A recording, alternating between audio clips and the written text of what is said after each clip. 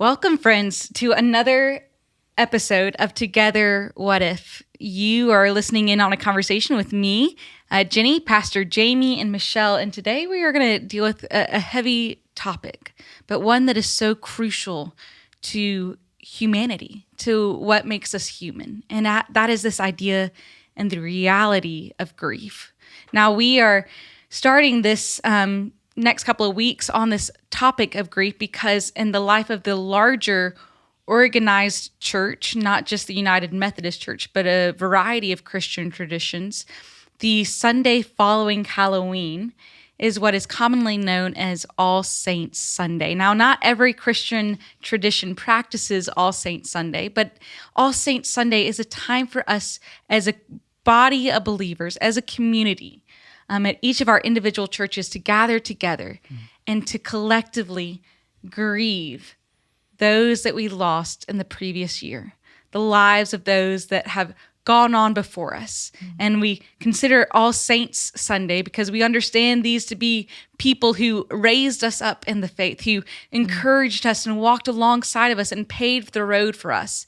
And there's so much to celebrate in their life and their presence here on earth. And yet on All Saints Sunday, we also collectively create the space and hold the space to grieve and acknowledge just the internal grief of what it means to lose the life of a loved one. Mm-hmm. So we honor and we love and we pine and we miss and we lay all that in front of God, but we do it together. Yes. And there's so much good that comes in that. You know, we light a candle, we show their picture, family stands, friends stand.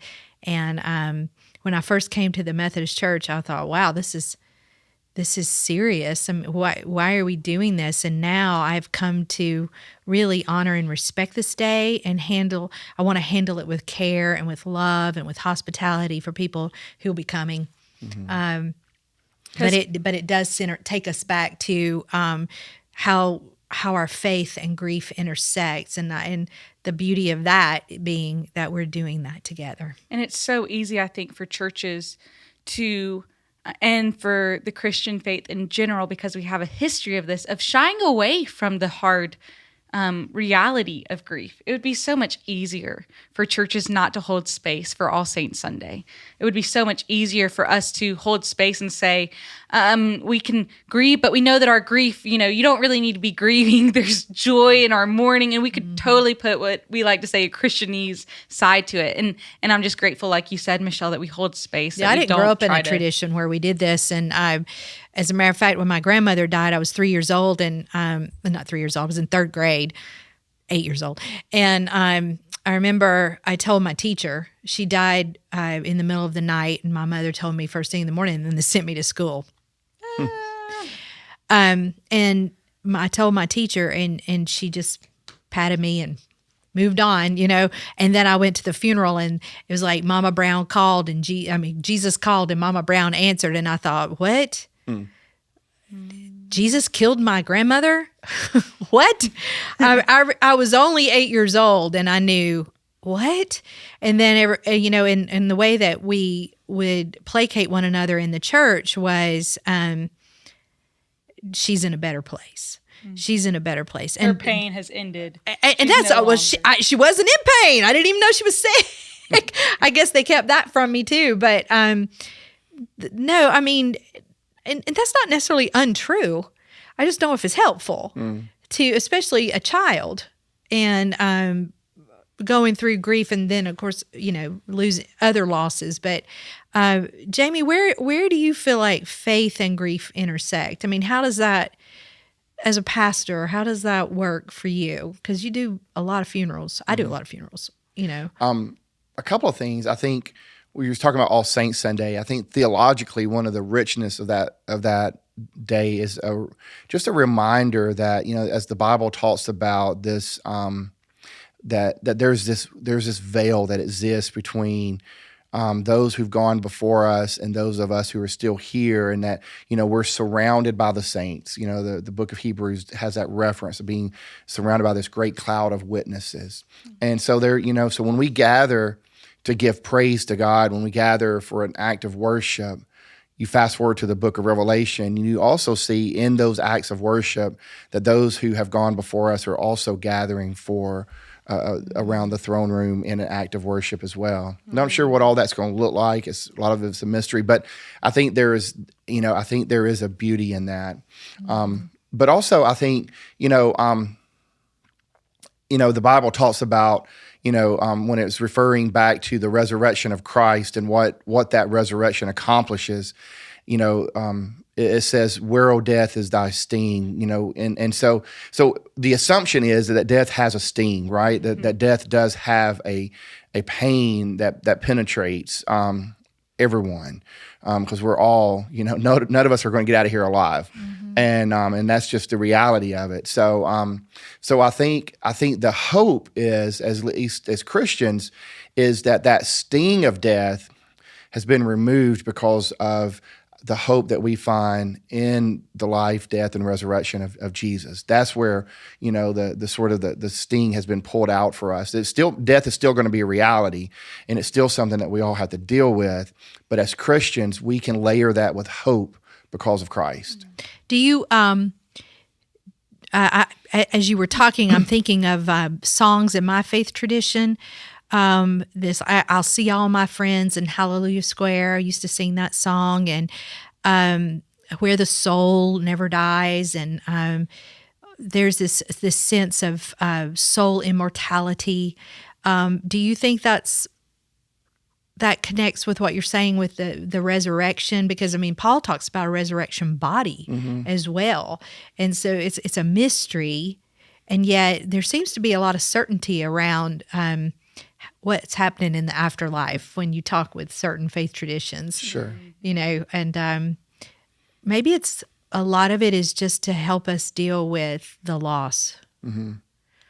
I do think there's some, the way I read Scripture, there is some certainty around resurrection and around the hope of resurrection. Now, what all that's going to look like, when we get to the other side, I have no idea, but I know it's going to be a place of spiritual and mental peace, and so I think that's something that we can all look forward to. Yeah, Jesus says, "My peace I give you, the peace I live." We read that that part at the beginning in the Methodist tradition. I actually really like the almost like the beginning welcoming script for a Methodist funeral or memorial service is we have that beautiful scripture from John where Jesus tells them, "I've gone to prepare a place for you." And I have no idea what that looks like anymore. I used to have all these preconceived notions, and now I've kind of embraced the mystery side of it, maybe just because I'm getting a little bit older and I've had some more significant losses in my life, and then walking along beside people who are looking at loss or dealing with loss or maybe even facing loss. In person worship, you're going to say you're going to talk about where is God, and you're preaching out of Habakkuk, however you just say it with confidence. Yeah. You're right. All right. Well, I grew up saying Habakkuk, and in that place, there is this sense where there's almost, in the Psalms as well, where you feel like this abandonment by God.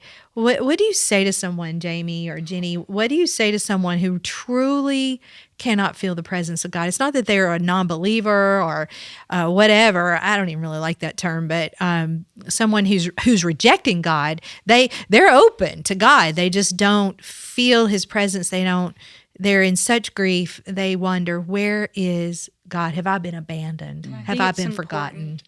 You don't have to be grieving the loss of a loved one recently to feel abandoned by God in your grief. Grief, it comes in so many different stages and forms and fashions for a variety of different things. And so, the feeling abandoned by God, it might not be because you've lost a loved one. It might be because just the grief of life, whatever it is that's going on in your specific set of circumstances. And so I think just recognizing that we can all feel grief in a variety of different ways for a variety of different things and still feel similar in the sense that we feel abandoned, or we feel isolated, or we feel this strange hardship for no reason. You know,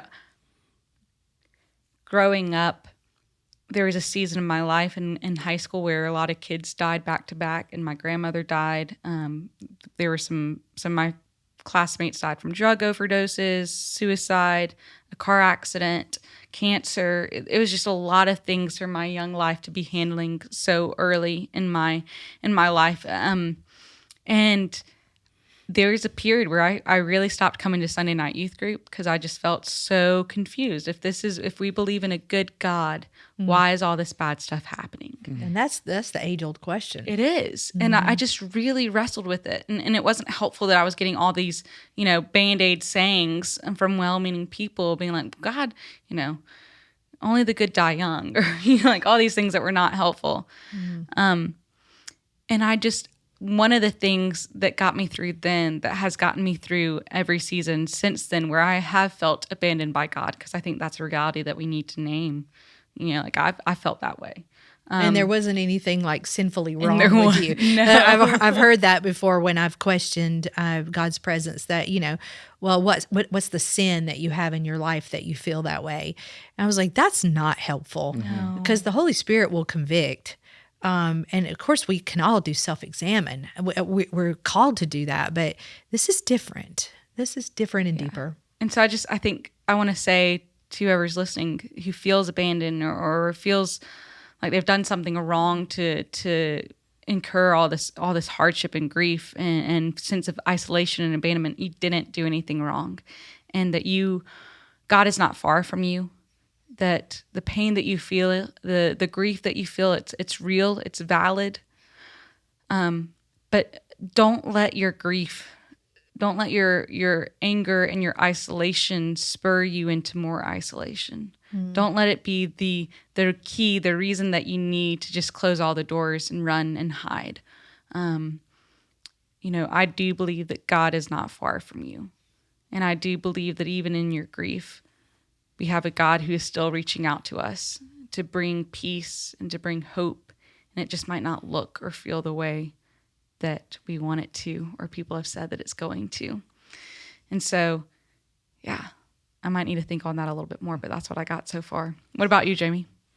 Our tradition has a Holy Saturday in the middle of a Good Friday and Why do we even call it Good Friday? That's such an interesting thing. We're talking about the day in the Christian tradition where Jesus is crucified on a cross and killed. Yeah. And then we have Saturday, and we call it Holy Saturday. And then we have Easter. And I think that in between day, that Holy Saturday where God was silent, is where people find themselves in grief. And so, we don't talk enough about that Holy Saturday and that moment of God's silence. And I think there's something powerful about that. And I think what message we have as Christians is that we do have a Holy Saturday, but we also have a Sunday that's coming, an Easter that's coming for everyone. Now, it may not be tomorrow, it may not be next week, but the hope of our faith is that death doesn't have the last word. And that, which means grief doesn't have the last word. Grief has space. We see that in the book of Psalms. And one thing about Habakkuk that I find fascinating about this prophet, he's unique among prophets, because what we have in these short chapters is a prophet who is in constant dialogue with God, starting out with, where are you at, God? To, okay, God says, well, here I am, and I'm going to send the Babylonians. And he goes, what? Wait a minute, that's not exactly what I had planned. That PR message doesn't work. I don't want that. Yeah. And I don't want to be your mouthpiece for it either. Exactly. Would you want to be the mouthpiece for that? No. You're gonna punish us by sending people greater than us to bring punishment.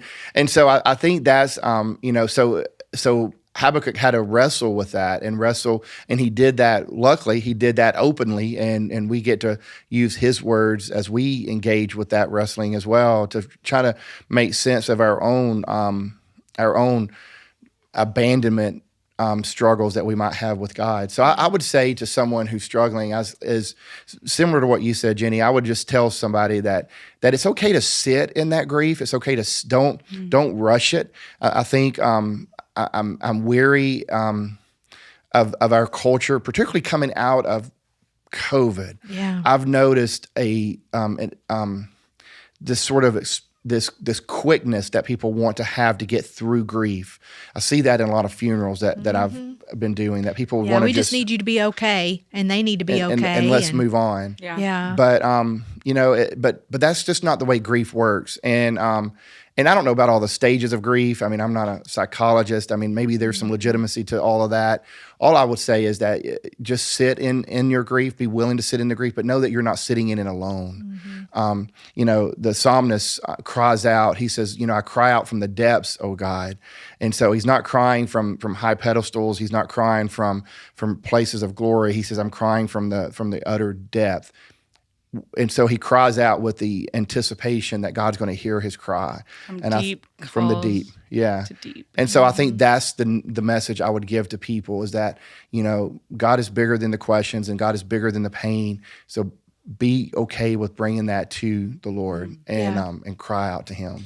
Yeah, and I think that the death resurrection cycle is it is a tried and true pattern in the Bible and throughout our faith tradition. And if you can sit in there with God and be on the lookout and continue, the watchtower, so many references in the Bible, so many great symbols about waiting for God and watching for God and being on the lookout, and joy comes in the morning and weeping lasts for the night.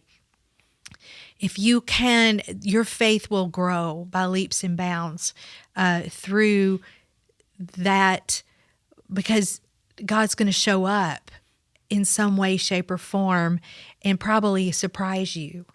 And you'll go. And one of the realest articulations of grief is the one that C.S. Lewis wrote, where he calls it a grief observed, and it's just an open, honest dialogue. And there's a lot of he was a late convert in life, and there was a lot of talking about, like, is this even real anymore? And but I know that God is big enough to handle those questions for sure, and you're not wrong to have them. But I believe that I do believe in the goodness of God, and I believe that can be people's stories in the long run. But you got to play the long game in Christianity, in God, And it is the long game. Well, and I think you hit on something. And maybe that's where we struggle as modern folks with grief, is not so much we're struggling with the grief, we're struggling with impatience, that we want to rush it. Because we do it. We are a culture that wants to rush things. And people on the outside will rush you when you're in grief. Can't you just get over it? Can't you just move on to the next thing? Yeah, they won't be rude enough maybe to say that, but it's okay to not. I understand wanting the pain relief. Believe me, I do. But sometimes the most beautiful things in the world happen through the time that you spent in grief. It can be very isolating, and we'll end with very soon. But grief, and that's my only danger sign is grief can be very isolating, because the world continues to move on, and you're living with a hole in your world, and so you can feel like, okay, I don't want to be in the world. I just want to move back from it. And that's okay, but I wouldn't do that. I would just be self-aware about your isolation, and push yourself a little bit to not isolate completely, and let other people come along, people you trust, to come along and help you with the loss. So I would say, challenge folks to live in the present. I think that's it. I think that's the importance of dealing with our grief, is choosing every day to live in the present, and I'm not in the future where we're still are unclear of how things will turn out, and not in the past where we can't go back to what things were. I mean, and so I think having the courage to live in the present. Paul says today is the day of salvation. It's this moment. And so and to come with the anticipation that God's going to speak to me in this moment, in this present moment, and live into that, I think is how we process grief.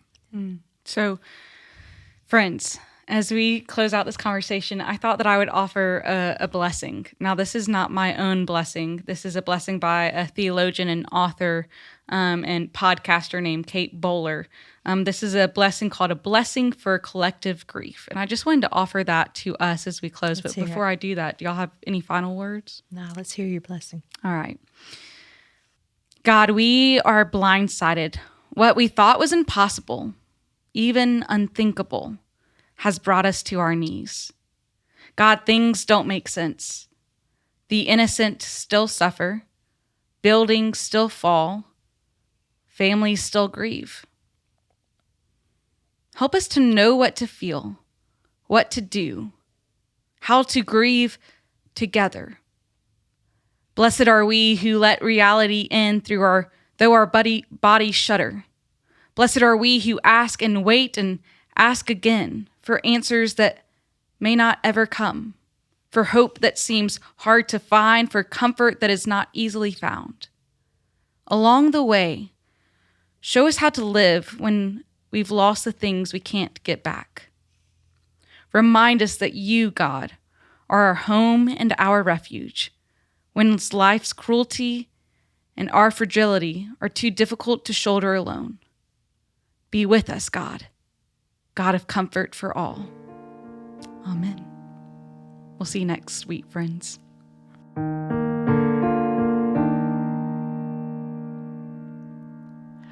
When you think your dream is dying, He has not forgotten you. When your body aches from trying, He has not forgotten you. When you worry for tomorrow, even though the sky is blue, we'll see the sun is shining. He has not forgotten you.